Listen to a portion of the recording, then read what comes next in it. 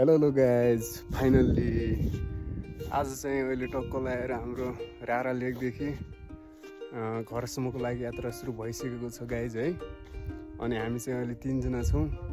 उहाँ चाहिँ एकजना कोलपुरको लागि तयार हुनुभएको छ, अनि त्यसपछि एकजना चाहिँ हाम्रो कञ्चनपुरको लागि तयार हुनुभएको छ भने उहाँ चाहिँ टक्क सल्यानको लागि घर जानको लागि चाहिँ एकदम तयारी हालत भएर अहिले चाहिँ जुन रारा लेकको स्टार्ट पोइन्टमा भनौँ न होइन, रारा लेक नजिकै बाट चाहिँ यो रारा लेक नजिकै रहेको एउटा यो मिरिचौर भन्ने एकदमै पनि सुन्दर ठाउँमा आइपुगेका छौँ है।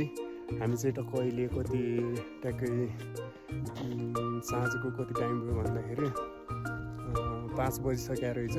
तै पनि हामी चाहिँ अहिले आफ्नो यात्रा सुरु गरिसकेका छौँ है। रारा घुम्न आउनुहोस्, तपाईँहरू पनि एकदम रमाइलो छ रारा। टक्क हजुरहरू पनि रारा घुम्न आउनुहोस् है।